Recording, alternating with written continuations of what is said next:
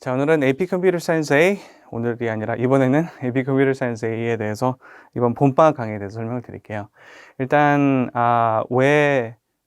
무엇에 집중해서 공부를 해야 되는지, 그 다음에 왜 이 강의가 그거에 최적화되어 있는지, 그 다음에 시간표 스케줄 잠깐 소개해 드리는 걸로 마칠게요. 자, 일단 컴퓨터 사이언스 A, 프린시플하고 A 두 가지 있죠. 프린시플은 사실은 여기 나와 있지 않지만 그 수요가 그렇게 많지 않아 가지고 대단히 강의를 할 정도는 안 되고, 수요에 따라서 그룹 강의, 개인 수업은 여전히 유지가 되니까 그 프린시플스를 듣는 학생들은 따로 학원에 문의를 주시고요. AP 컴퓨터 사이언스 A, 이건 이제 수학 과목, 수학 트랙으로 분류가 되는 과목이죠. 근데 그 실제로 여러분들이 코딩을 컴퓨터로 하는 게 아니라 손으로 한다는 점에서 조금 실제로 여러분들이 컴퓨터를 잘 다루는 학생들도 약간 실수할 수 있고, 그 다음에 만점을 맞으려면 준비가 조금 필요한, 그래서 나는 컴퓨터를 굉장히 잘 다룬다 하는 학생들도 자칫 실수하면 5점에서 4점으로 미끄러질 수 있는 그런 과목이기 때문에, 그런 비극이 일어나지 않게 하려면은 여러분들이 어떤 준비를 해야 되는지 그걸 이제 중점적으로 설명을 드릴게요. 그래서 그 보통 컴퓨터를 하는 학생들은, 경험이 많은 학생들도 IDE라고 하죠. 그 Development Environment인데, 거기서 이제 코드를 넣고 거기서 맞춰주는 뭐 그 자동 수정이라든지 이런 거 익숙해져 있어요. 그래서 그거를 그냥 쓰는 게 버릇이 돼 있다 보니까 자기가 막상 그냥 손으로 쓰려고 하면은 기억이 안 나거나, 아니면은 실수를 한다고 해도 그게 제대로 안 잡히는 거를 종종 경험을 해요. 그래서 여러분들이 이제 그 ID에서 익숙한 학생들도 따로 시간을 떼서 그냥 맨 종이에다가 그 클린한 화이트 피스 페이퍼에다가 여러분들이 코드를 써나가는 연습을 한두 번 정도는, 말은 한두 번이지만 충분히 연습을 해봐야 돼요. 그래서 그런 정도로 엑스퍼티즈가 생겨야지 이게 좀 편안하게 볼 수가 있어요. 시험 보는 전날까지 ID로만 코딩을 하다가 바로 들어가면은 굉장히 당황할 수도 있어요. 그거 유념을 해 두시고, 그다음에 틀리기 쉬운 그 MCQ 유형, 이거는 뭐냐면은 MCQ는 상대적으로 간단해요.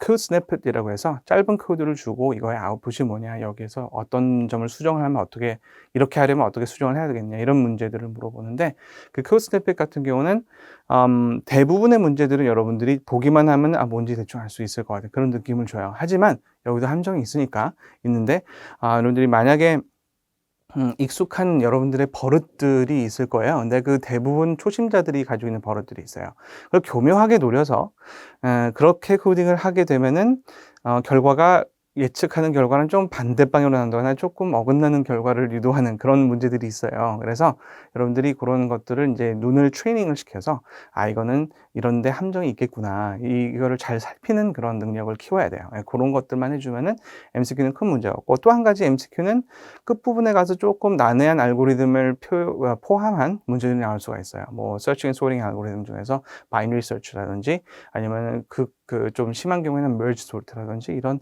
난이도가 높은 알고리즘들이 있는데, 이런 것들은 풀어도 틀릴 가능성이 높고 풀기도 시간도 많이 걸리고 해서 풀지 말란 얘기가 아니라 나중에 시간이 남으면은 푸는 것들이 좋아요. 이게 항상 39, 40번에 나오는 게 아니에요. 보통 마지막 문제들은 recursion 같은 좀 어렵긴 하지만 단순한, 맞출 수 있는 문제들로 구성이 돼요. 그래서 여러분들이 풀다가 어떤 문제들을 전략적으로 오밋해야 되는지 이런 것들도 생각할 수 있는 그런 그 적응 단계가 필요해요, MCQ는. 마지막으로 이제 뭐 이런 거는 일상적인 매년 있는 시험에 다 해당이 되는 거니까, 올해 특별한 트렌드가 뭐냐, 작년에는 코비드였죠. 코비드라서 시험 유형이 전체적으로 굉장히 많이 바뀌고, 겪어본 바로는 상당히 쉬워졌어요. 그래서 많은 학생들이 그렇게 큰 무리 없이 5점을 맞기는 했었는데, 이번에는 어떻게 될지 모르겠어요. 아직까지는 뭐 그다지 새로운 유형이, 새로운 방식이 또 나올 거라고는 예측을 못 하겠고, 아직은 그냥 작년에도 그랬듯이 거의 한 달 전까지 가봐야 알겠어요. 그래서 한 4월 초, 늦으면 4월 중순까지도 이제 번복을 할 수 있는 그런 기회가 주어져 있으니까 아직은 아무도 모르는 거지만, 지금 같아서는 아마 예년 그 형태로 복귀를 할 것 같아요. 그리고 그런 특수 상황이 있기 때문에 올해 만약에 이제 변경이 된다거나 좀 마지막에서 조금 예년과 다른 그런 특이사항이 발생이 된다면은 그때는 학생 혼자서 리액트 하기가 좀 힘들어요. 그러니까 더더욱 인제 학원에서 저랑 같이 있으면 제가 작년에도 문제를 새로 많이 만들어서 줬거든요. 그러니까 그런 것처럼 이번에 딱 맞추어진 그런 수업을 할 수 있으려면은 들을 수 있으려면은 이 학원 수업에서 같이 하는 게 가장 효율적이에요. 솔직히 인강을 녹화하는 데는 딜리버리에 시간이 딜레이가 있기 때문에 한 달 전에 발표된 그거를 가지고 올해 그 해 시험에 바로 적용하기는 인강 특성상은 힘들어요. 그렇기 때문에 바로 인제 진행할 수 있는 이런 강의들이 쪼끔 더 적합하다라고 볼 수가 있고, 학생 혼자서는 리액트 할 수 없는 그런 것들에 대해서 정확하게 일목요연하게 잡아주는 그런 강의들이 필요하기 때문에 파이널 강의가 중요한 거예요. 그리고 인제 올해 좀 특이사항은 작년부터 아마 그 얘기가 나왔었는데 인터페이스가 없어진다 뭐 이런 얘기 나왔었거든요. 근데 이거 없어진다고 해서 소홀히 하면 안 되고, 인터페이스가 사실은 비슷한 유형의 inheritance 쪽 개념으로 바뀐다. 그러면 인제 기존 문제들을 어떻게 해야 될 것인지, 버릴 것인지 그러면 안 돼요 사실은. 버리지 말고 어떻게 재활용을 해야지 새로 나온 문제 유형에 적용을 할 수 있는지, 요런 것들을 여러분들이 심각하게 생각을 해 보셔야 돼요. 마찬가지로 이런 것들은 학생 개인이 하기는 약간 힘들다라고 보시면 되겠어요. 그리고 인제 새로운 알고리즘들, 요즘 트렌드가 뭐 하도 인제 문제를 내다 보니까 문제 낼 수 있는 문제들이 다 떨어졌나 봐요. 그래서 옛날에 나왔었던 알고리즘들이 반복해서 나오는 것도 있겠지만 그렇지 않은 것들이 간혹가다 툭툭 튀어나와요. 이게 완전히 새로운 알고리즘은 아니에요. 보통 인제 first year college course에서 대충 다루던 알고리즘들이 나와요. 하지만 여러분들이 그것들을 다 공부를 왜냐면 그 분량이 많기 때문에 전부 다 공부하고 들어갈 수는 없어요. 그래서 제가 볼 때 요런 것들이 나왔으면은 '이 정도는 나와도 되지 않겠느냐.'라고 선별한 알고리즘들이 있어요. 그래서 그런 것들을 가지고 가면은 아직 나오진 않은 것임에도 불구하고 나올 수 있는 그런 것들이거든요. 그래서 그런 것들을 같이 준비를 한다는 의미에서 이런 특강들이 인제 중요해지고, 그 파이널 특강일수록 요 마지막 거에 대한 대비성이 강해요. 그래서 파이널 특강 가급적이면 미스하지 않았으면 좋겠어요. 자, 그래서 인제 3월 그 파이널 그 테스트 레디 강의 특징은, 이번에는 많은 audience를 겨냥을 하기 위해서 complete modularization을 했어요. 작년에도 이거를 겨냥해서 노력을 많이 했는데 weekly modularization 밖에 안 됐거든요. 왜냐하면 week A는 그냥 다 들어야 되고, week B도 week B, A 이런 순서로 간다거나 A, B 순서로 간다, 이건 괜찮은데 작년에는 인제 그 하나를 들으면은 그대로 들어야 했거든요. 근데 이번에는 안 그래요. 이번에는 총 12개 강의로 완성이 돼 있어요. 근데 그 12강의 중에서 3 시간짜리 분량으로 해서 12강의 중에서 어느 걸 들어도 순서에는 크게 상관이 없도록 해 놨어요. 어떻게 그게 가능하냐? 물론 이거는 여러분들이 언어 기초를 다 알고 온다는 전제하에, 그래서 그거는 윈터 때 이미 한 번씩은 그거를 go over를 했어요. 여러분들이 지금까지도 언어 기초가 안 돼 있으면은 지금과 올해는 시도하는 게 좀 무리일 수 있어요. 물론 아닌 경우도 있겠지만 그건 굉장히 아웃라이어에 해당되는 거고, 그렇기 때문에 여러분들이 지금 이제 시도를 한다면은 반드시 지금까지는 어느 정도 언어는 기초는 물론이고 FRQ도 쪼끔 풀어 봤어야 됐고 이런 상황이 돼야 돼요. 그래서 이제 보면은 FRQ를 총정리 완벽 분석을 하고 MCQ도 곁들여서 인제 그 어려운 문제 유형 몇 가지, 이건 꼭 알아야 된다, 이런 것들이 정리가 되는 그런 시점이 되어야 해요. 알겠죠? 그래서 그런 거를 대비해서 목적은 기출문제 완벽 분석, 기출문제를 응용을 해서 앞으로 나올 가능성이 높은 것들에 대한 좀 정리가 된 그런 어떤 준비 단계가 필요한 거고요. 그걸 하기 위해서 여전히 알고리즘ic이라는 건 뭐냐면은 모든 문제 유형은 그 문제 특정한 요소가 있고 그 문제랑 다른 문제랑 공유할 수 있는 굵은 줄기가 있어요. 그 줄기를 알고리즘이라고 표현을 할게요. 정확하게 다른 의미가 있지만, 그래서 그런 흔히 많이 사용되는 그런 어떤 mental thought pattern 이런 것들이 알고리즘으로 정형화해서 이거는 뭐 run 알고리즘이다, 이거는 뭐 minimum maximum 알고리즘이다, 이런 식으로 해서 좀 단순한 것도 이름을 붙여서 알고리즘화했어요. 그래서 나왔었던 문제들에서 사용된 모든 thought pattern들은 전부 다 알고리즘화해 가지고 일종의 백과사전을 만든 거죠. 백과사전까지는 아니에요. 좀 얇아요. 그래서 그것들을 여러분들이 시험 보기 전에 바로 보고 쭉 정리를 한번 한 다음에 들어갈 수 있도록, 그리고 그거를 근간으로 해서 쭉 약간 커브볼이 온다 하더라도 그걸 충분히 쳐낼 수 있을 정도, 그런 준비를 해 주는 코스예요.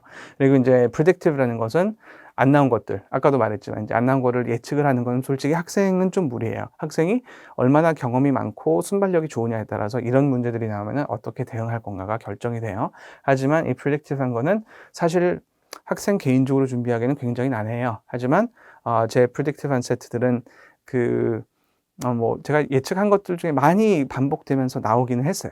그래서 물론 그걸 위해서 제가 많은 것들을 가르치긴 했지만 뭐 올해는 이거 나올 거야 이렇게는 못 해요. 하지만 이것들 중에 나올 수 있는 게 있을 수 있지 않을까? 요거는 충분히 할 수 있고 요것들이 다른 문제를 푸는 데도 도움이 되기 때문에 굉장히 좋은 그 preparation이라고 생각해요.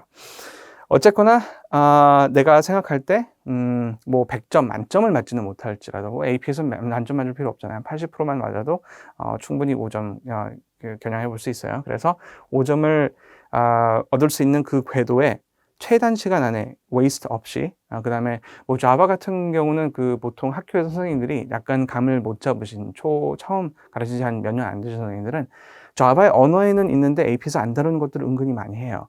왜냐하면 기존에 디벨롭된 자바 커리큘럼을 가져왔기 때문에 그렇거든요. 하지만 AP에서는 그런 것들 중에 뭐 그래프라든지 뭐 파일 인풋 아웃풋이라든지 이런 거는 뭐 차치하고더라도 같은 그래프라도 라이브러리를 이용을 해서 AWT 같은 거 이용해서 하는 거 거의 안 나와요. 그거는 할 필요도 없어요. 굉장히 어떤 면에서 보면은 다른 장비와 상관없는 뭐 그래프라든지 어떤 인풋 아웃풋 이런 것보다는 core mental process은 알고리즘 위주의 시험이라고 보면 돼요. 굉장히 쉽지만 알고리즘을 중요시하는 시험이에요. 그렇기 때문에 여러분들이 꼭 뭐가 필요한지 자바 언어셋도 다 할 필요 없어요. 자바에서 굉장히 10%도 안 되는 언어셋 가지고만도 이 문제들이 해결 가능해요. 그래서 뭐를 알아야 되는가, 뭐를 몰라도 되는가 이런 것들을 다 정리해 주려면은 efficiency가 중요하겠죠. 뭐 코딩도 efficiency가 중요하지만 공부를 하는데도 efficiency가 중요해요. 그렇기 때문에 여러분들이 이런 것들을 다 한꺼번에 만들어줄 수 있는 프로그램이다. 자, 그래서 모듈러라이제이션이 된다는 건 뭐를 의미하느냐? 여러분들이 본방학이 이제 학교마다 다르기 때문에 굳이 할 수밖에 없었던 레이아웃인데 이것들이 전부 다 2주간 코र्스예요. 그래서 the classes start every Monday. 그래서 이 중에 했었던 사람은 클래스 A는 뭐냐면 첫 주 두 주를 들으면 되는데 클래스 B는 두 번째 주랑 세 번째 주를 하겠죠. 그래서 내용이 alternate 해요. 그리고 토요일 날은 이제 모의고사를 보고 그거를 가지고 이제 시험을 하는 건데 수업 내용을 듣는 건데 이거는 이제 반드시 mock test를 보고 와야 될 필요는 없지만 당연히 보고 오는 게 낫겠죠. 그래서 시험을 보고 들어오는 걸 하고 만약에 어떤 이유에서 시험을 못 보면은 학원에서 다른 시간대에 볼 수 있게 아마 해줄 텐데 그러지 말고 그냥 이때 시험을 볼 수 있으면 제일 좋겠어요. 하여튼 안 보는 것보단 보는 게 낫다. 당연히 그런 거고요. 그래서 총 12회, 아까도 말씀드렸다시피 그렇게 12회가 딱 깔끔하게 떨어져요. 보통 유학생들은 본방이 길기 때문에 대부분 학교들은 2주 이상 줘요. 2주, 3주 하는 학교들도 있고, 그럴 경우에는 2주만 딱 내가 원하는 그런 2주를 딱 골라서 들으면 되겠어요. 그리고 4월에는 조금 유지를 하다가 스스로 이제 FAQ도 풀어보고 다시 풀어보고 여기 들었었던 그 VOD 다시 청취하고 하면서 이 Final Review 여기 들어오시면 되겠어요. Final Review에서는 여태까지 나왔던 총 트렌드를 망라해서 이번에는 뭐가 나올 수 있을까 이런 거를 조금 정리 겸 prediction을 한번 시도를 해볼 테니까 이거는 그 해마다 많이 내용이 달라져요. 국내생이라면은 유학생들처럼 본방학이 뭐 긴 학교도 있겠지만 짧은 학교도 있어요. 그래서 이런 학교들을 대비해서 크게 세 가지 플레이버로 나눠 가졌는데 이거는 이제 토요일 날 본방학 때 어느 7일을 듣는가에 따라서 들어야 될 트랙이 구분이 돼요. 그래서 그 두 개의 반을 이제 구분을 해봤고요. 그 다음에 맨 마지막에 토요일 집중반이라는 게 있는데 사실은 이거는 본방학 때 시간을 내기 힘든 어떤 학교는 본방학이 없는 학교도 있더라고요. 그래서 본방학이 없는 학교라거나 아니면은 내가 본방학 때 다른 걸 많이 들어야 돼서 뭐 AP가 한두 가지만 보는 게 아니잖아요. 그래서 토요일 날만 집중을 해서 4월 안에 끝낼 그런 거를 만들어 봤는데 안타깝게도 토요일만으로는 한계가 있어요. 한 4번 정도밖에 안 되기 때문에 그 안 되는 나머지 한 4개 정도의 수업을 이 마지막 주중으로 했어요. 마지막 주중은 아마 그 AP를 고려를 해서 조금 시간 여유가 있을 수도 있기 때문에 여기는 했는데 만약에 이게 시험이랑 이런 게 겹쳐가지고 못 든다면은 there's always a VOD. So VOD를 해서 뭐 개별적인 질문을 한다거나 이런 식으로 그거를 보충을 할 수 있도록 해놨어요. 마찬가지로 모의고사들이 다 포함이 되어 있는데 이 모의고사들은 이런 코र्스를 듣게 되면은 보통 토요일로 시작해서 모의고사를 보고 시작을 하게 돼요. 어떤 면에서는 그게 쪼끔 더 나을 수도 있지 않을까요? 내 실력을 확인을 해 보고 그다음에 인제 그 문제들을 보면서 공부를 시작하는 거게 되기 때문에 쪼끔 느낌이 다를 수도 있지만 공부를 하고 시험을 보는 것보다 시험을 보고 공부를 하는 거 뭐 이게 본인 모티베이션에 어떻게 영향을 줄지는 잘 모르겠어요. 하여튼 그런 여러 가지 종류의 그 클래스를 만들어 왔으니까 여러분들이 인제 여러분들한테 맞는 시간표에 맞는 거를 골라서 참가를 해 주시면 되겠어요. 자, 질문은 학원으로 그다음에 수업 시간에 보게 되면은 여러분들이 인제 AP는 다른 큰 시간을 많이 안 써도 걱정 없이 이것만 소화를 해내면은 5 월에 무리 없이 쉽게 즐겁게 그다음에 기쁘게 오전을 맞는 그런 강의를 만들어 보도록 인제 올해 해 놨으니 노력을 많이 했으니까 여러분들이 가급적이면 수업 시간을 볼 수 있었으면 좋겠어요. Alright. So see you in class.